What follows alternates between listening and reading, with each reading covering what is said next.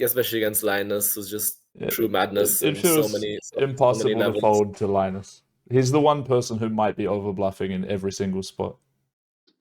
Looks like we might. Oh, I was hoping it was going to be versus Kevin, so we get to play 100 bigs, but 200 again. Great. Okay. Smaller free bet from the small blind, which I think makes sense, obviously. Not super polarized, and you can't really polarize enough in the small blind without playing quite a ridiculous free bet range to make it worth going to 20. Yeah, 10 seems good. Small C bet seems good. Very wide, I would presume. If not range, probably range. And what would you do as rigged here, facing this small C bet? Yeah.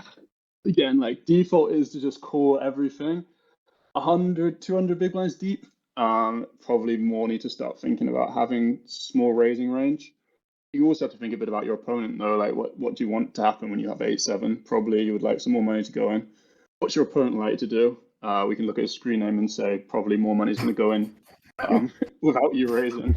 So another option to consider. But I feel like rig deck he likes a few raises in positions. I think it's more likely he's going to click raise. Very nice. Good guess. Yeah, and this one I haven't seen, so here we go, boys. Okay. So what is Linus representing here for a free bet? 200 deep. Are you still supposed to kind of like click around pocket aces? I would be deeply unsure. I would expect Linus is going to be more on the risk averse side. So I think we're going to see some more of those kind of hands, and obviously like bluffs natural from like board pairs or some kind of straight equity sometimes, but not a common line to free bet here, I think. But who knows what kind of dynamic. If you're in Rig's position right now, George, are you feeling like there's any way you can lay your hand down at any point up against Linus, or is it just a cold day out there? No chance. Yeah, I think so. Okay. If he's like, obviously, also you remove 8s and 7s, so like. What about when that's the turn? I still don't really believe that. Like again, like maybe it's perception of the free bet range, right? And like, obviously, I mean, it's like, do we think there's much king X in the free bet range? I mean, I guess as soon as you start thinking you have free bet range of king X in, go ahead, Mark. But this is a bit fucked because like you kind of don't want to fold 8-7, but if you're not folding 8-7, like what are you folding here? You're not raise calling the flop with like much for us, so. If you call this, I think it's a strange call. Because you much rather call like if you raise call the flop with 10-9, you straight like call that over this on the turn. Yeah, for sure. I think you have to fold 8-7 here, like for the exact reasons you said. At least like sometimes. Because you never have worse. You have two options. You could use Marcus's impeccable logic of like we like don't really raise call the flop with anything worse than this, so like this should be a minus EV call if our opponent's playing well. Or we could just decide our opponent's bluffing and let's just like keep going and but we get it. So yeah, let's see which one he goes for. Problem with like Linus could bluff with like 8, I guess. Like ace-8 is not unreasonable. Yeah. And I think the way it works, we're losing the ace-8. Yeah. Anyone stationing the river here? No. Not the spot I mean, if you look at the screen name, like. Imagine if you're playing like. Sorry, go ahead, Mark. I keep interrupting you. You go. But like. I think you just have to fold, but like. Half thought, then just look at the opponent's screen name. Like. Can't be that bad to call, but. What's Linus repping out of interest though? For the flop 3-bet, is he coming in with ace king for a flop reclick? Is that the idea here, or is he repping more pocket 8s, pocket 7s?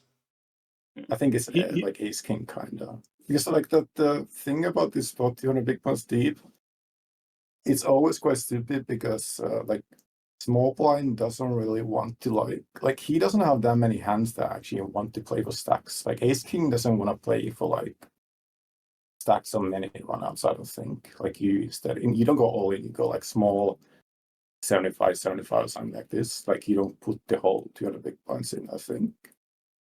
So then when in position raises, like you don't really want to like 3-bet anything, but like you have to have like some kind of like stuns, so you cannot get like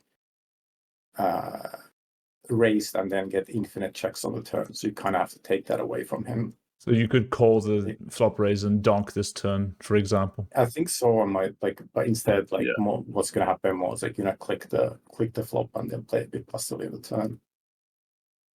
Yeah, I expect agree with you, Marcus.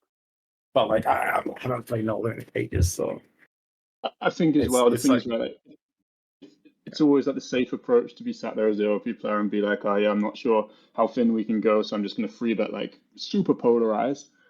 But that is not so much the approach of a lot of the guys in these games. So I think once a guy thinks they have a free bet range and they're more aggressive, they probably just end up putting some of the ace king in there anyway. Even though it could be truly awful. But from my I don't think ace king shouldn't play for stacks. I don't think this deep, but no, neither. Yeah. So then it gets super weird when you get raised. But if you never had free bet range on flop, then in position can just small raise so much and then just check the turn and realize cheaply.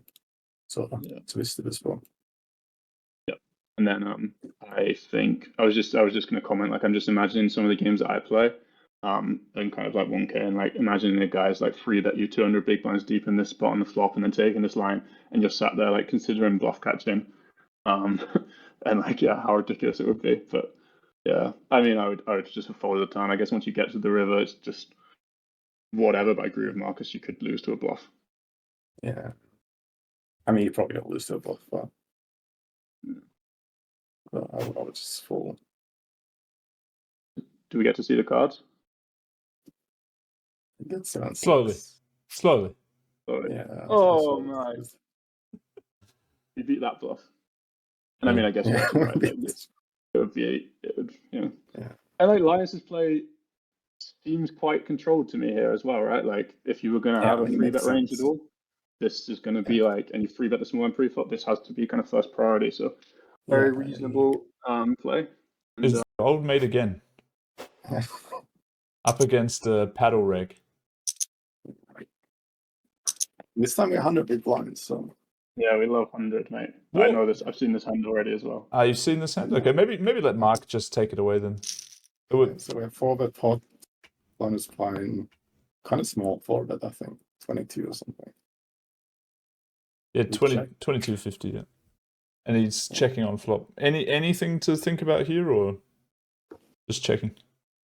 I think we check with ace queen, but it's almost like a value bet, I guess, because I don't know how this. I don't remember how this works, but I think small blind bets half pot most pocket pairs, and then even ace king can bet the flop. So when he first check, you still trap the flop though. Yeah. Yeah, but if you bet small and you get raised, how often are you getting bluff? When you call, you also get called by worse, I think. So I wouldn't hate the flop style, but it's a bit naughty, I think. So check turn, and then we face a jam. And that is representing some kind of slow play or river joker. Ace jack. Yeah, I mean, it makes sense you check twice with ace jack because I don't know. You can also have, I think you can have all the traps here as Duddy, right? You see a kind of negative-ish flop for you, so you're I want to play some traps. Sounds even worse for your check range, so going to play more traps again. And then obviously reopen the river. How thin can Duddy show here? Let's say he has 8. Is that too thin to show? I think so, but again, sure. It seems very close because Linus doesn't really have 10s, 9s. So Jack acts how often? I guess he has maybe 15% Jack or something. So yeah. It's a spot where the OOP player has some traps, some Jack X which hits the river, and then the in position player doesn't really especially when someone skips 2 stabs here, they just have so few all the thin stuff is already bet, right? So they either have Jack, they can have nuts, which might take this line, or this kind of it generally feels like a spot where both players ace queen is such a huge part of both players' range. Yeah, agree. Yeah. I mean, the other problem is that I was thinking the exact thing, and I was also thinking ace queen might be the bottom of your range here when you check back twice on ace. Exactly. Also, I don't know the bottom of your range and also your whole range. Yeah. what can Daddy have here as a bluff? Like King, Queen, not Diamond. Yeah, I mean, it's such you can easily think flop is not so high frequency, and then turn is like really low frequency, and then Jack like gives you permission to bluff everything. So like Yeah, whatever. Like, maybe Daddy just had like some kind of like ace 10. He didn't want to do anything. Then he sees the red Jack and it's like, okay, this is me. I go and. But I think the most likely combo that of these kind of ilk is ace Jack to take this line. Yeah, but yeah. I mean, I'm presuming Linus is going to call, and I don't think we see this hand otherwise. Logic. It's like these hands are so hard to evaluate when, like you said, both players are like whole range feels like around like this kind of region, and like it is an overbet on the river as well. She's still like it's not like you have to like defend wildly deep if you're trying to play well. And it's not the spot where I would be like. It's also 2x spot, like almost 2x spot, so like folds as well. Yeah, I mean, I would have been. But these guys, they don't like folding. I was there. I used to have ace king suited pre as well and stuff. So like, yeah, ace. Yeah. Okay, let's see that showdown. But Marcus, you have to choose first if you're calling or folding. Keep in mind, I've balanced this quite well with which hands I show and stuff. Like considering that, like if we didn't see this hand and I played this hand, I would fold. Obviously, when we see this hand, it's gonna be. I think. I balanced a bit. I chose because I wanted you guys not to get too spoiled, so I included some different stuff. Daddy lost some buy-in so far as well, which makes me like calling. Well, that's a bit of a rigged approach, George. Yeah. I think it's so hard to have buff here. Sure, ace 10. King Queen. King Queen with diamond. He actually has your diamond, Marcus, as well. So that's... Yeah, I was thinking like these gets rid on the turn. I think turn's such high frequency check unless I'm completely washed with range in me. No foul.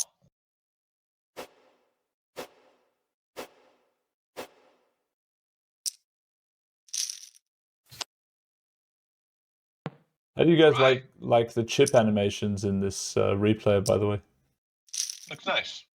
Oh, is this the possible new one? Yeah.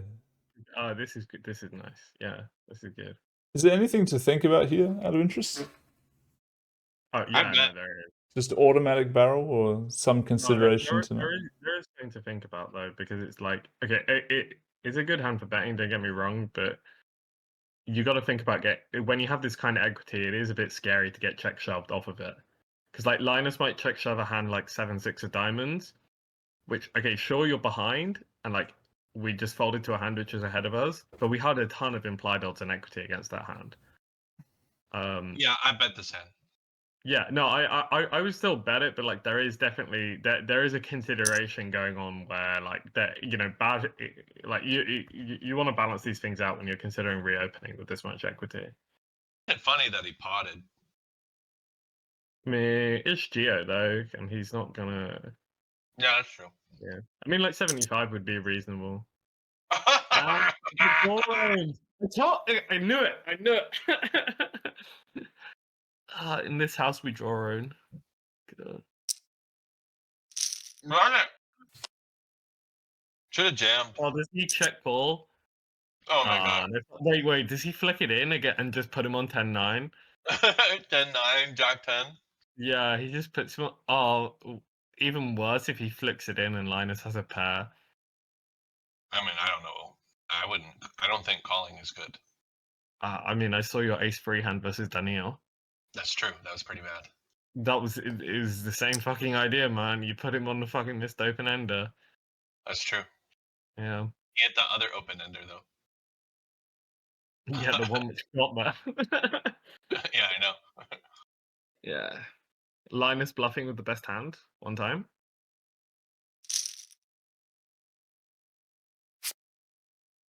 So boring. Boring. Just a strat. Linus having it one time. Impressive. So dry. So dry. Beppe, Linus, Daryl. Kevin, this is a good matchup. This is like the true beasts at this table. Yeah, this is a nice one. So we're gonna see no stab here. Yeah. Turning of a 10.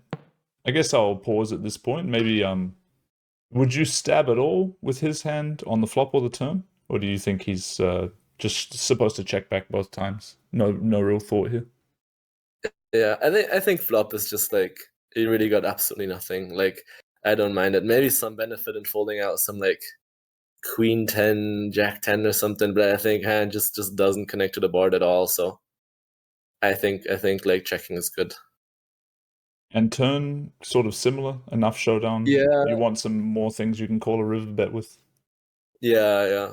Turn is definitely like same set. You don't need damage protection here as well. Like okay, some from higher cards as well, but like I don't think you want to start betting like if you have like ace 5 or something, it's not like you like need a fold out as king queen or something. Is like drawing quite thin against you anyway. So I think the main part of range doesn't want to bet much for small sizing, and then 10x is just like just not strong enough. So I think check back is good again. Wouldn't have played it differently, I think. I just wanted to prepare for this river. Yeah. So now we see the lead, half pot. Yeah. From Linus. Obviously, he has to raise. Maybe your thoughts on sizings for a raise? Yeah, I think I don't think the question is, are we raising anything worse than a 10 here? I think like a slow play flush, maybe, but don't have that much, so probably shouldn't care much about it. Then like ace X probably don't have it that much as well, so I think it's mostly around a 10. So I'd size like not too small, but probably not too big, because a 10 is like both people have the 10 quite in range. It's not like you just have like it's like a card where it's very hard to have like a strong hand. So I think I just size like whatever, 13 maybe, something like this. Do you think it would be whaley to bluff with a hand that blocks the 10 but does absolutely nothing else, like Jack 9 of diamonds, for example? Nah, I think it's okay. The thing is, like, maybe Linus opens like Jack 9-0 and 10-9 though, so then it's like not that important anymore, you know? Because like the suited, like he just opens all the offsuit anyway. But I don't know. I probably respect Daryl's game in the big blind, so maybe it's not going to be that wide. So I don't mind it. I think like it's tough to find bluffs here, right? It's also like a spot where like I guess like maybe some deuces kind of shit. Yeah. But I think I like your idea as well. Just go for like some 10x blocker. But then maybe you want to have like a king or something. It's not too bad to bluff. Like just like because he maybe is not. I mean, I guess a king doesn't matter because it's just like border splitting, right? So maybe not the best hand to bluff. Wow, it's a tough one. Yeah, these spots are very tough to choose bluffs, I think. I think Pock 2 is a good idea, just try to get out of range. Yeah, he goes very small here. I don't know if he's raising an ace still for value here. He might, actually. Yeah, it looks like he is, maybe. Yeah, well, it depends how much he knows about his opponent's game. Like, I don't know if Linus would half pot here with pocket kings, queens, or jacks, but if he would, then a response of raising smallish with any reasonable kicker ace is probably understandable. Yeah, I think it's quite sharp from him. Linus definitely value betting like kings, queens, maybe even like eights or something. And now when you see this, are you thinking Linus is going to do this with just any 10 as well, like to fold off the chop kind of thing? Or what do you think about his range? Linus is true sicko. Like, I'm obviously shitting my pants here, but it's like, the problem is maybe if Linus doesn't have like no bluffs, you know what I mean? Like maybe he has no bluff here, and he only has like 10x as bluff, which is like chopping, you know what I mean? So then the best case scenario is you chop, and then the worst case scenario is you get stacked, which obviously makes it infinitely worse than if he has like some random whatever ace 5 or something, you know, where you just actually win the whole pot. But I mean, I can't blame Beppa for calling here, like especially against Linus, who's just true madness. It feels impossible to fold to Linus. He's the one person who might be over bluffing in every single spot. I mean, this guy, he definitely got the moves. So I don't know. I mean, it's a tough one. Maybe if you have like a very good day and like whatever, you can fold it. But I mean, this is so hard, man. Like, I know the outcome as well, so I'm biased as well. So like, it's not.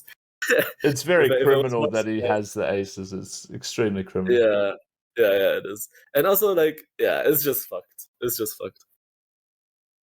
But I find these hands quite entertaining. And this is one thing I like about No Limit is like pot can be absolutely min, and then out of nowhere, stacks are just flying into the middle.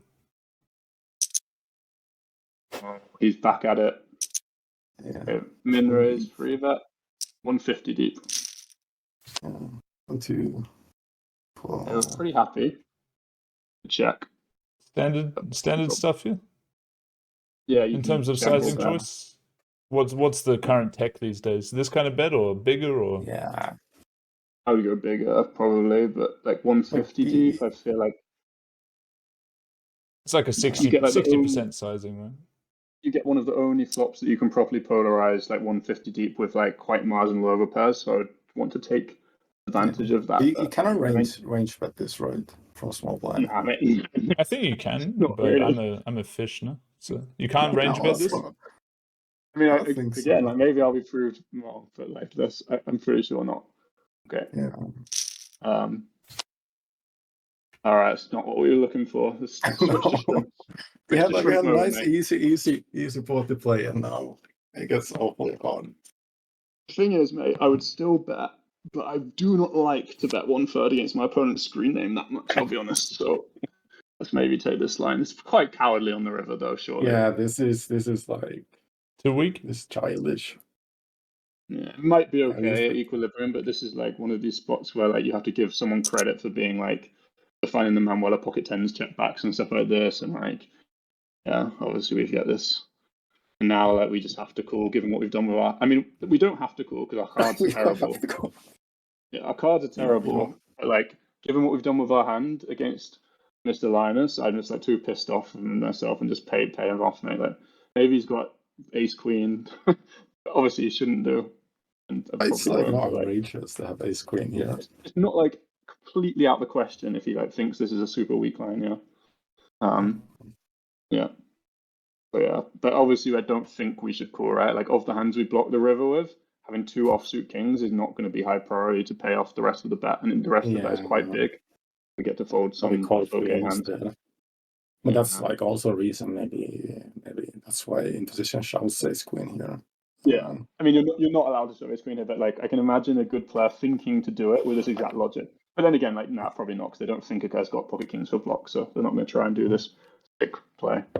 I think ace queen does should raise, but maybe not all in. Seems weak. I've seen a lot of play in this challenge, by the way, where people have done this exact thing. They've like, taken a pretty small line, then just got pissed off and just called off the rest. Yeah. Let's see what happens. Yeah. It's like whatever. Good or not? Do we think Linus has value here? I think no. I think he's got because we see this hand. Let's think of the logic. Threes with a diamond or something like this. Pocket fours with a diamond. I mean, yeah. Yeah. I think probably bluff. Oh my hit. Very nice, George. I mean, pocket fours and threes, I think, are actually kind of close on the flop. Word choice, a childish line. I feel like you guys will have seen this hand. This probably had to come into your circles. Oh my god! Yeah, we got one down. But talk me through the decision of the turn barrel, and then the river blast. Is this a standard decision on the turn? Blocking obviously some ace x and king x flush draws that his opponent can have. Having some equity. Turn seems pretty good, right? We've done some investigations into this hand. We had to launch. This hand triggered a big investigation. Yeah, I thought it might. So what's the answer? Is this a full? Like I'm washed. I guess this is a punt jam. I think the problem is that Linus's hands flop fold, turn fold, river fold. But obviously, like when you see this kind of hand, these guys aren't trying to like imitate the solver, right? Like they're like trying to get one up on each other, which is how you make real EV, right? So if you're playing this kind of challenge, you don't want to just be imitating the solver the whole time. Chris's line, I actually don't think is that bad because like all what of about your the 7. flop? Yeah, flop's a bit loose, but like it's the problem with Chris's line, right, is like it wouldn't be that bad. It's like slightly too spewy in a very scary line, which generally is not a terrible thing to do. But he's found the exact opponent in game where like this is like a really, really, really where you get like max punish for this kind of mistake. So yeah. But it's like monstrously disrespectful from Linus, but then he's like kind of been vindicated for his disrespect. So who knows, mate? But again, not really hands that I've been playing in my career. Given the metagame of what happens with both of the players, then who would you say makes the better decision in this hand? Like if Chris knows that Linus is coming as wide as a king on the turn, a dry king. I like Linus's line more. I think.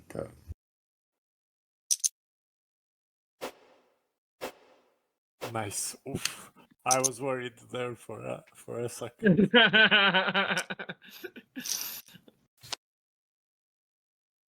Didn't want to get put on a poster by Linus. Understandable. Okay, it's Linus, so raise in position on the flop.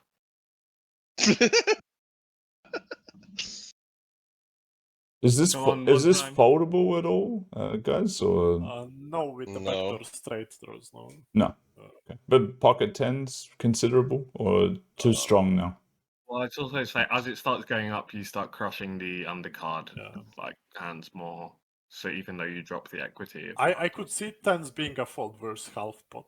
No yeah, I mean, I could see tens just about, but like jacks definitely snapping in. Like tens is like maybe the one. Also, it's like 40%. So yeah, if it was half pot, maybe tens. Yeah, I mean it's 40% and it's bone dry. So yeah.